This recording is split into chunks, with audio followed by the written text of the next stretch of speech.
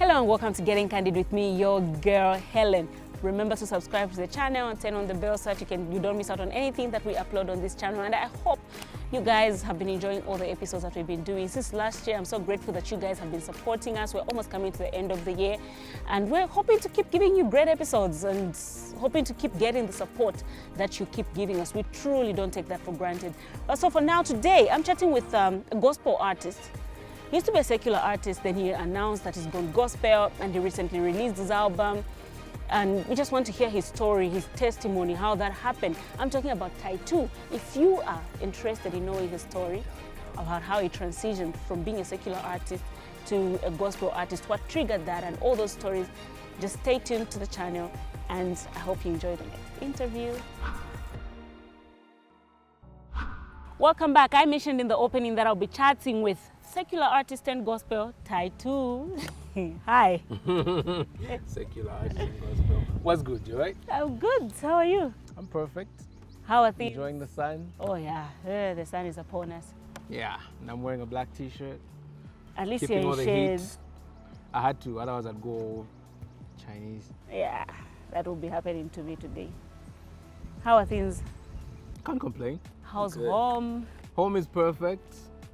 Quiet, peaceful, Uh-huh. relaxing. Everything that a home's supposed to be like. Great. Yeah. Okay, so Ty2, I'm really excited to chat with you because I think the last time we spoke, it was just a general chat about your life, how you grew up and everything else. But then, boom, Ty2 announces on Facebook that he's gone gospel. Mm. And you're like, okay.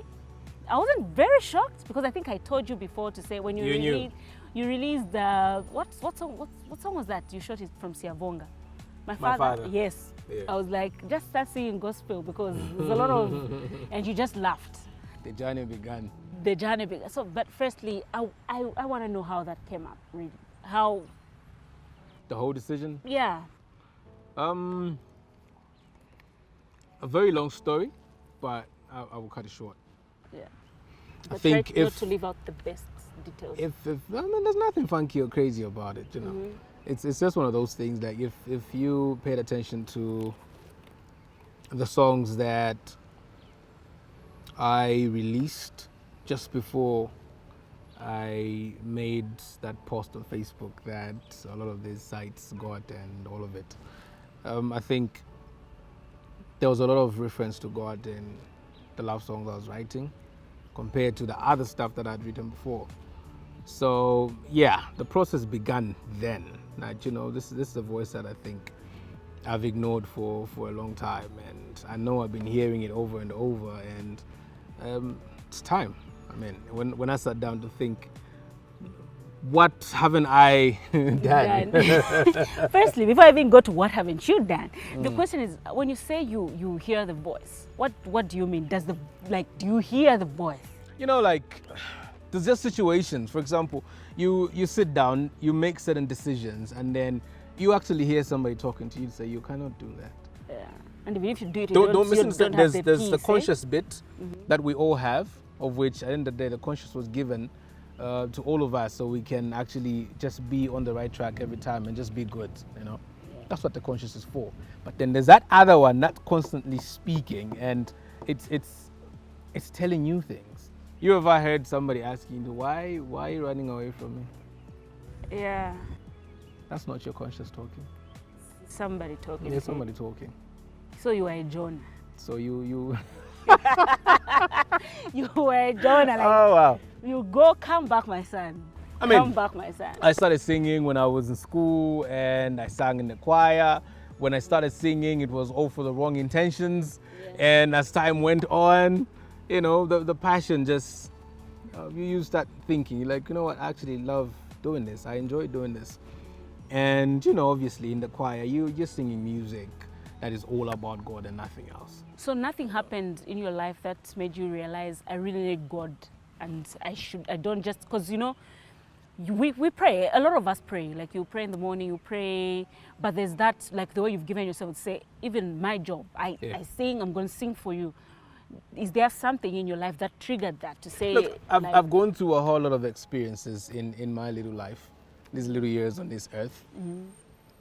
You know, there's instances where when I think back, I'm like, you know what? I think I would have died there, but here I am. I think I would have been shot there. Here I am. Like when the thieves made you sing? Yeah, I sang loudly, better than I sing on stage. In fact, I think I really did a very good job then. You know. Yeah. So Yeah, now you're like for thinking. people who don't know that story, the previous interview, you can check it out right on the channel. Ty2 was robbed, right?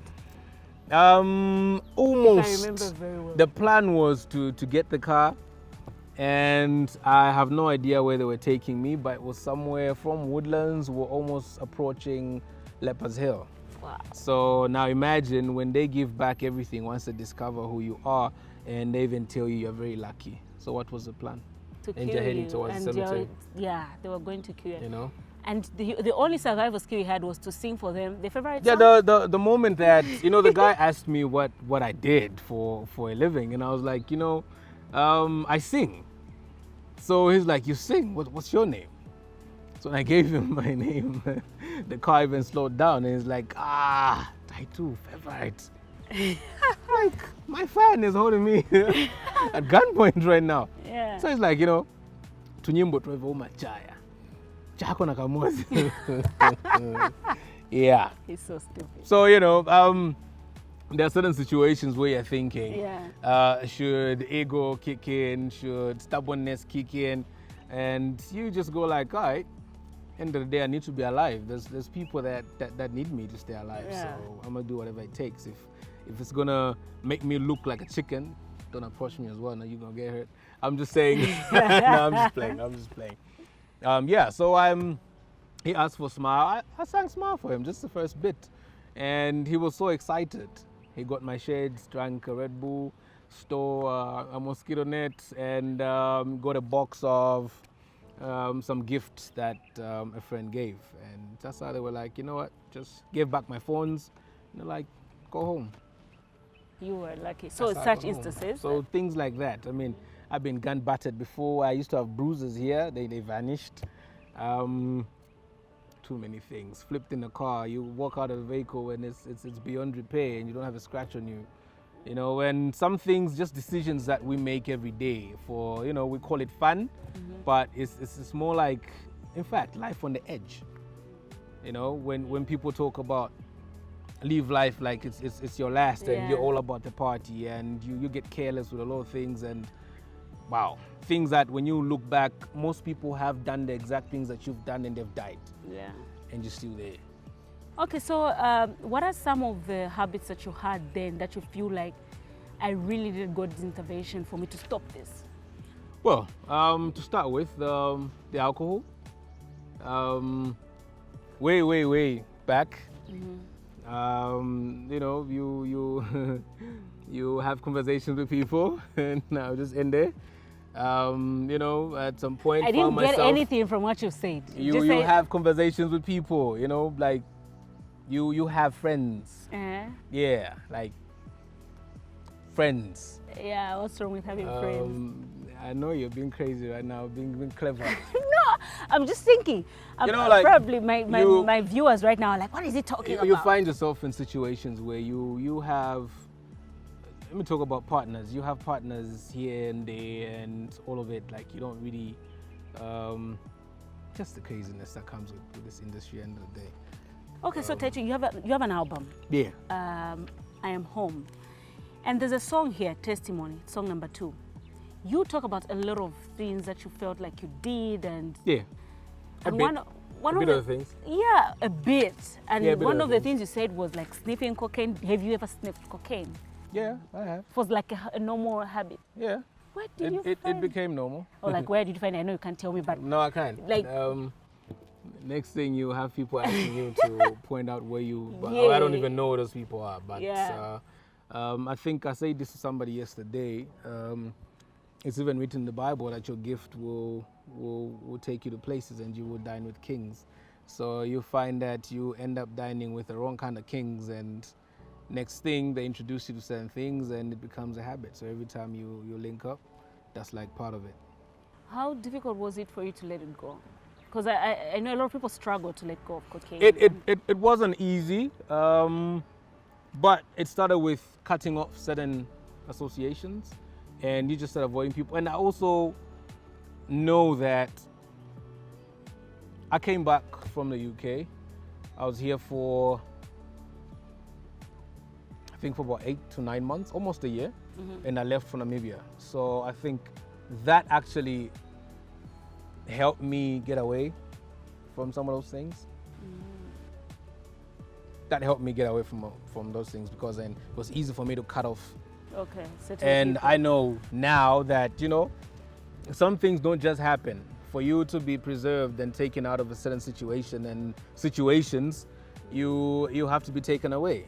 And, you know, it was that type of thing where I know if family members are going to watch this, they'll probably be shocked, because they had no clue that I was actually involved in things like that, because nobody would really tell.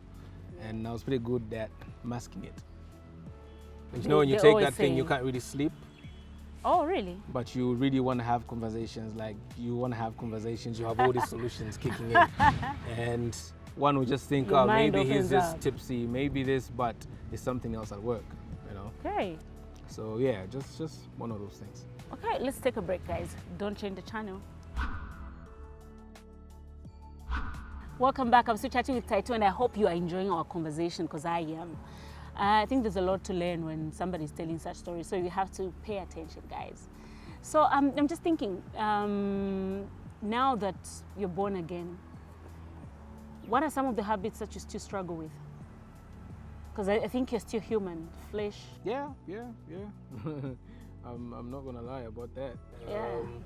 This is something that is more like a slow process, and you just can say, well, this is me now, and I've cut off all these things, and whatever, the flesh is still fighting you every day. Yeah. So like I said in the song Testimony, messing with the liquor every day, like, you know, having the nice drinks. I think that still haunts me a lot. Yeah. And sometimes I can't really help it, where there's certain meals that you have and you want to have a glass of wine with it. Yeah. And it's not that bad. I think it's something that as time goes up, I'll completely cut it off. But yeah, that's one of the things that I still battle every day. Okay. I still fight that one. Ty2, I don't know if it's still happening now, but I think the time you came on the scene, women, girls, females, women, everyone was just going crazy, like, oh, this dude is so handsome. Oh my God, what? Oh, come on. Here's the funny thing. I'll tell you a funny story. When we were in grade 8, so end of year, we had this function, and then these guys came and they were performing, they were miming Smile. The way ladies reacted, it's like Ty2 is on stage, but it's just the guys that you see every day. Today, they're pretending to be Ty2. And they just went, everyone was just like, whoa, Ty2, Smile. But I can imagine what was happening on the real though. How many girls did you get with? Thinking that you had all these, do you know? Okay, I think I hinted a bit when I said that I started singing when I was in boarding school, and it was a co-education type thing. So I sang, and I got some attention from some of the people that I liked, and never really said anything or had the guts to really speak. So when you get a hug from a person that you feel a certain way for, you're thinking, this is good. Yeah. Let me sing some more, and I get more I'll talk some more, you know? Yeah. But now here's a situation where you get done with your grade 12, and then next thing you get to college, you do something, and then you get back to the music. And here's this guy who's seeing these ladies and thinking of pulling moves on some of them, and he releases these few songs, and then one takes over, and all of a sudden he's not chasing nobody no more. They're chasing him because he's getting attention from all these people on a wider scale, if I may use that term. So obviously the initial reaction from such a young guy and who's enjoying the moment, and you're like, wow, all of these people for me, you know? So it's more like, let me hang with whoever I can hang with when I can, you know, stuff like that. Yeah, and you went all the most of them. Did I answer your question? That life? Yeah. Like, how many people did I get with? Oh, wow.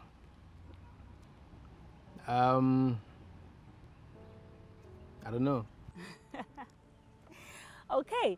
I don't know. I only say this because any young person that's going to watch this today, or whatever time that this footage gets to air, you know, you and I might be gone, but this will still remain on the airwaves. You know, it's a good feeling to be in that moment, but the fact is that same moment can also destroy you. Because there are people that have lost their lives Yes, during that exactly. period. So you are lucky if you went through I'm it and you have a chance. I'm still healthy. I'm still alive, Yeah. and some people might even take offense because I don't even remember what they look like. Yeah. But in that moment, it seemed like it's a life for the party. I'm living large. I'm king. Yeah. You know. But when you think of it now, it was just useless. Yeah. Do you have did you ever make a decision that up to today you regret? Like, I wish I didn't go there. I wish I didn't do that. There are things that, you know, when I talk about these things, like I'm saying it, one would think I'm trying to come out like, yeah, I'm bragging about some of the things that I've done, some of the things that you just hear about, some of the things you see in movies and blah, blah, blah. But that comes from a point of some form of regret. I say some form because, again, I had to go through some of those things to understand my life and to be clear about my decision and where it is I want to go. You know, so I had to go through some of those things. I'm just one of the lucky ones, been favored to still be here, very fit and healthy, and you know, not many people have had the chance to actually come back and talk about some of those things that they went through. When you made that decision to say, okay, you know what, I'm going to go gospel and I just want to give my life to, did you have anybody influencing you on that? Like somebody was talking to you, counseling you, helping you through the whole process? No, this is where I actually got baptized when I was in school, and I think the school even had one of the elders there preach about me. He said, we spent years grooming this boy and he goes out there and he's singing rubbish songs. Yeah, I laughed about it obviously that time because I'm thinking, hey, come on. I have my own path. Why should you make an issue out of this? Because it's my decision. I'm enjoying this. I'm getting paid for it, you know. But, you know, I think it was easier for me to get back to those roots, especially the time that I spent in Namibia, because then I met a friend of mine, Dinaf. He's one of the top gospel artists outside. And we started talking. I was shooting pool with some friends and we got introduced. He gave me a challenge to say, if I took you to the studio now, and can you give me a song in less than 30 minutes? And I remember my response then, obviously I had my big glass of beer and I'm like, where's the beat? You know, like you meet this person for the first time and you're just giving him that thing. We got to the studio, we recorded something, and next thing is like, I would like to pick you up next Sunday if you want to come to church. So I'm like, okay, cool. Because one, I was trying to see what the Namibian industry was like as well, and just to get to know most of the people in there. So we went to church. It was nice. I enjoyed it.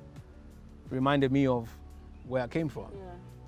And the more he picked me up, every Sunday now I was attending church. And we would spend more time, we have conversations, and I'm seeing how this guy carries himself.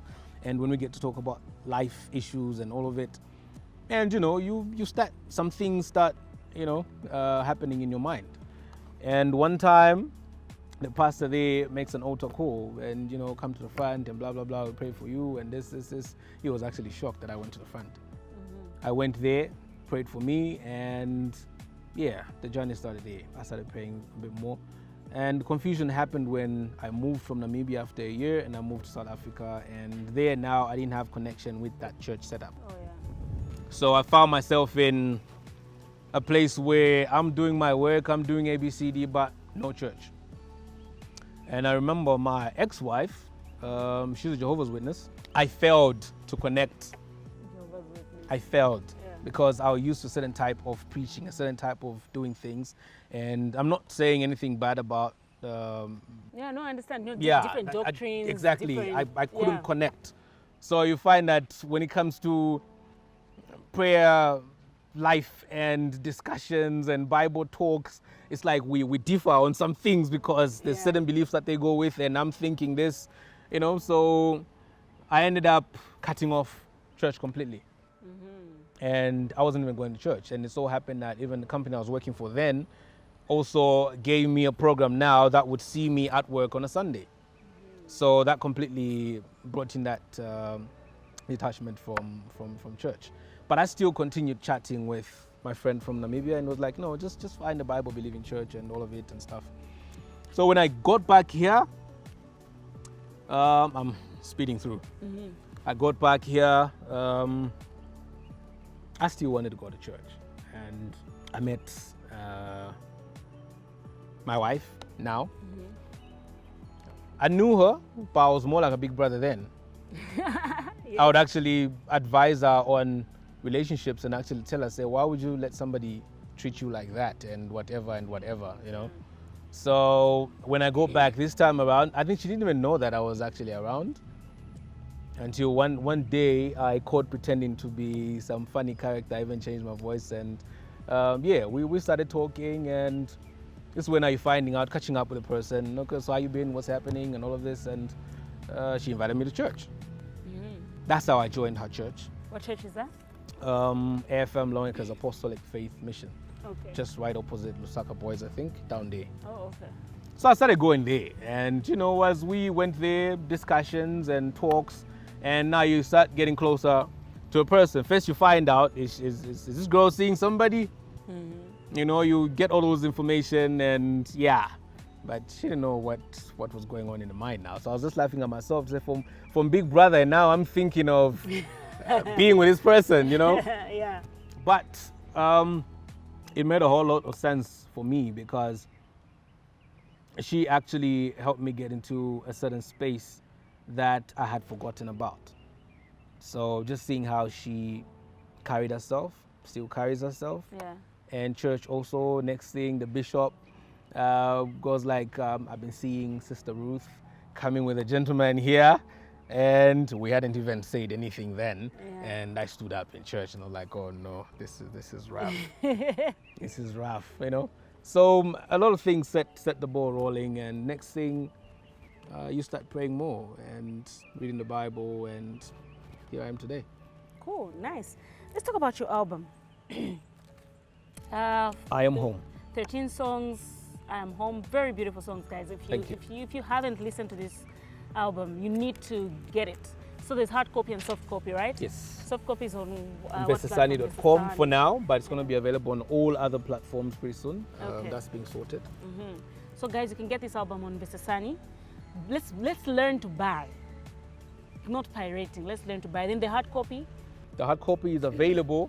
At the moment, we deliberately are doing that ourselves, handling everything ourselves. So when I can actually show up, and some people get shocked when they see the vehicle come through and I step out and like, wow, it's the artist himself, like who's brought the CD through. So that's a good feeling for me as well, because I just like the reaction that I get from people. That's nice. So they can just follow your page and see who they can call if they want. There's a number there that they can get in touch with. Sometimes I pick up that line, sometimes somebody else will.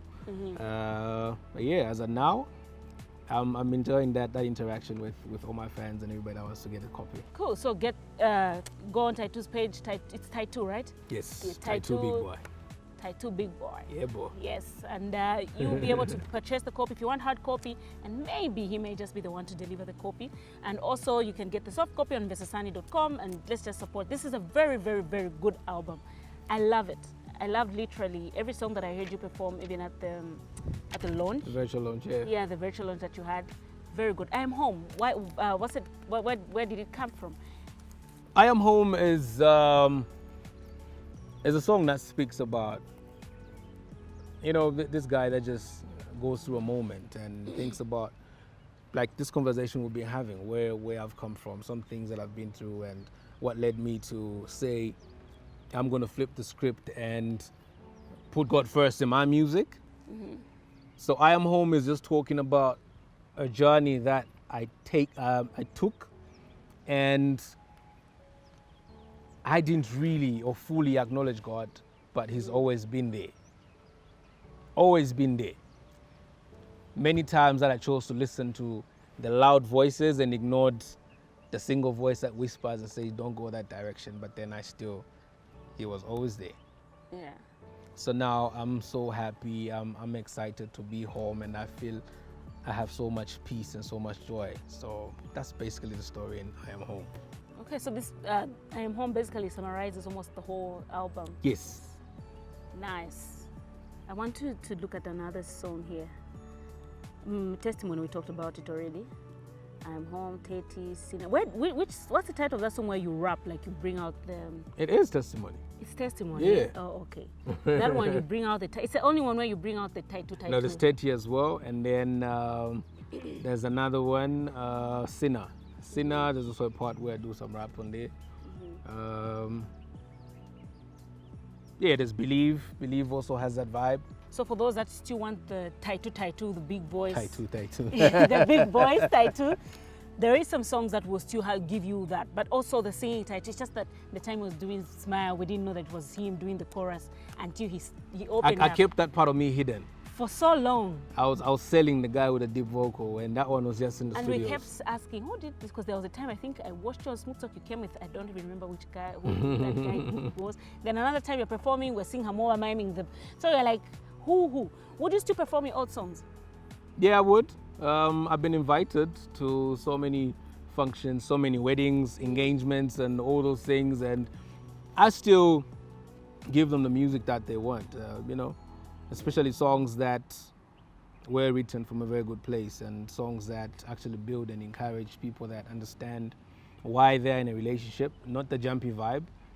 And yeah, I still sing Smile, Nikokonde, Sunshine. Did you read the comments the day you said I'm gone gospel? No, I rarely go through. Anyway, you do well. So a lot of comments were, oh, no, it's just because maybe his music is not doing as well as it used to be. Maybe he's gone broke, that's why he's going to do gospel. There were like those stories. Do you have people that were close to you who discouraged you, like your fellow musicians, who said, boy, this is not going to work? Look, some people... Well, the people that say there's no money in gospel, why would you do gospel music? People don't get paid. When you go and minister, you don't get paid. It's like you're doing it for free. You're doing A, B, C, D, and there'll always be voices that will speak. But the fact is, it's a choice. It's a choice. For example, one will see me perform at Danny Fest, and they'll say, hold up, didn't Ty2 say he's doing gospel? Yeah. By the end of the day, if I say, I raise the flag to say, now I'm following Jesus and I'm talking about God in my music, and I'm just shining the light where there's light already. That's what the church is. There's light already. So if you take a torch today and take it in a place that's already lit, are you going to see the light from that torch? No. You won't, because it's already lit. But I need to go to places where one won't even expect to hear me speak about God.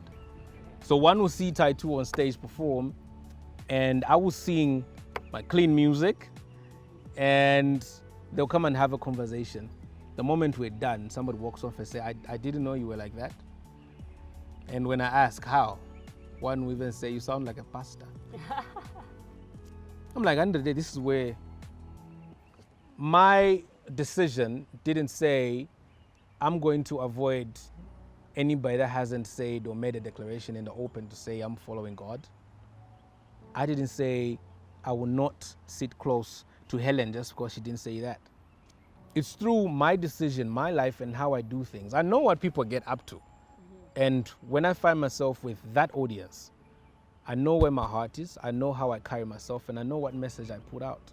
When you see people edit behavior because you are present, then you know that you're doing something. Yeah, that's true. You know that your light is glowing right there and it's making people uncomfortable. So you find that certain things that they do, the language that they get to use, the moment that you are around, that changes. Do you know that that's change that's already happening on them? Because then they acknowledge to say, okay, this guy is now different. Okay. And I'm actually working, because the day will come when you are asked, Hellen, what did you do with the skill that I gave you? I just saved it. And most of the times that's what we do. When you just say, I'm just going to sit here. Sorry, Ephraim, I'll use an example. I'm just going to sit here and just talk to Ephraim about it. Yeah. I just put it back in the bank. I didn't spread it. Because Ephraim already knows what You you're talking about. do you see where I'm going with this? Yeah. So you find that people will be so quick to judge and pass and say all these things at the end of the day, but they don't understand that that's actually where the work is. Okay. Not that I'm going to go with the Bible and shove it in your face and say, you got to do this because, no. I'll just, by the way, Do what you can do. yes, how I live, how I carry myself, the things I choose to do and not to do in that moment is already a message to somebody that's And next to me. that's the toughness. I think for me, I don't know if it's a tough thing. I think that's what some people don't understand when they say I want to go gospel, because even your lifestyle should be able to, Yes. just by looking at you, I should be able to say, oh, you have to edit a lot of things. Yeah. You have to edit a lot of things Yeah. because there's a lot of eyes that will always stare at you. There's always going to be eyes that are looking for a chance to judge you and say things about you.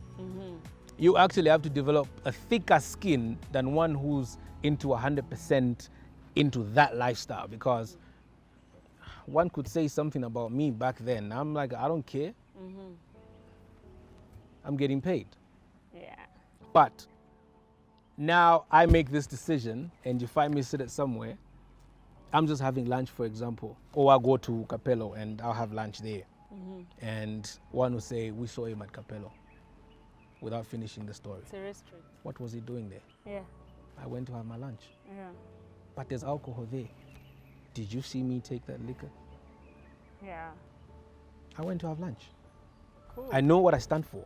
It's you that doesn't really understand what you stand for and looking for a reason to put something on me.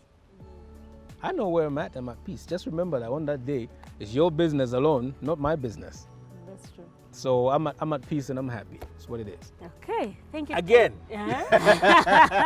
Go on. You asked a question that I didn't think that I don't think I've answered. Yeah, take me back. So no, he's just doing music because that is not doing well. That is not ABC. I think you mentioned something like that. Yeah. And maybe because now he's gone broke. He's whatever. Does this come free? No. Maybe well wishes in church. But look, if you say well wishes in church, isn't it that in the other world, since people like putting it like that, in the other world, isn't it where you find people who want to actually give you money because they want you to be in a certain lifestyle? Yeah. So people that say those things, I think I always just say, fix your mind and really think. Yeah. Think. Did you, before I let you go, there's a lot of stories. You just reminded me a lot of stories about juju in the industry, Did somebody ever approach you to say, Ty2, for your music to break through, use endako kwaso? These things happen. Yeah. These things happen. Do you and ever fall for that temptation? it's busy. No. Those are some of the things that I'm very happy to, to proudly lift my head and say I never did anything like that. But yes, people are active with that. Some people wear certain things on their bodies whenever they perform. Some people do certain rituals and stuff. Some people are told to chant names. Some people are told to do this. You have to give credit. Some people behave in a certain way. Let me not say much, but people are busy doing their thing. Yeah. Busy doing their thing. I mean, it's choices that we make at the end of the day. So if you're able to handle the consequences of it, my friend, deal with it. I would advise anybody thinking of doing those things, when time for payment comes through, you won't be happy with what's going to come. So it's not worth it. That's not true. worth it. Just before I let you go, I want you to just talk to that young person who is in the situation where you're coming from. They're living their best life, they're at their peak, and they think being cool is doing all sorts of crazy things that are not good for their lives, even just health-wise. Yeah. Physically, spiritually, they're damaging you. To the young person that's looking for fame, some that get into the music thinking it's the easiest way to get girls, to get drinks, to do whatever madness that you want to do. It will feel like fun. It is fun, but fun that kills you. Fun that changes something about your life. And it's the type of fun that actually scars your brain forever. You can forget about a lot of things and push them back there, but it doesn't take long for those things to actually come back when you see something or hear something, because you know what happened to you. So with everything that you do, just find yourself Understand your heart. Listen to your heart, not your mind and all the voices that you hang with. We all seek to be cool, but be cool in the right way. And not cool in somebody else's right, but in your right way, a way that will make you comfortable and be happy about yourself. When you close that door, the moment you put your head down on that pillow and really think about your decisions, are you happy with where you're at? Are you happy with the things that you say? Are you happy with how you jump around when you walk out of the house? If those things make you uncomfortable, that's already a voice speaking to you to say, don't do that. You have a conscious. That conscious was given to you to guide you every day with whatever you do. The moment you're about to do something wrong, your conscious will start eating you up from there. That's why somebody even said, I believe judgment starts there. Yeah, because true. you know that what I've just done, So, live life, enjoy it every day, but live it responsibly, because you will answer for every action that you get to take. Yeah. Every action that you're going to do, there's always a response. So my last words to you is that, take care. And when you say you put God first, put God first. Don't just say it. Say it. Yeah. Listen, and you'll see it. Thank you so much, Pastor Ty2. You're like the third person to call me that. Do I sound like a pastor? No. No. Okay. A bit close. But when we hear him worship, it's like one of those worship. I was shocked. I won't even lie. I was shocked when I was at your launch, and I'm like, you can actually feel it. Like, oh, feel like I'm in church. I'll talk about the album. Some of the songs on there. There's songs that I've really wanted to rap. Yeah. But every time I write, I'm led into a worship song. Yeah. Every time I want to rap, I'll just start with the chorus and next thing is a worship song. So I'm like, I think there's more messages in that line. So all I do is just listen. So, okay, what type of song am I doing now? Yeah. That's it. That's good. I'm a sucker for worship music, so that's why I think maybe I really like the songs on this album. Thank you very much, and I hope whoever gets it, I hope you will be blessed. And thank you for having me. I wish we had 2 hours. We can call you for a part 2. A whole lot of talk, because I think I have a whole lot of things to talk about. And maybe then I'd let you even ask more personal things. I had a lot of, I still have a lot of questions for you, right? So we can do a part 2, right? Let me know. Okay. Let me know. Okay, so guys, so remember to grab this album. Soft copy is on the Sesani, and the hard copy, just go on his page, Ty2. The numbers are right there, and you can call, and then they will deliver this hard copy to you. So this has been your girl Hellen getting Candid. Remember to keep subscribing to the channel until we hit that 100K mark. Thank you.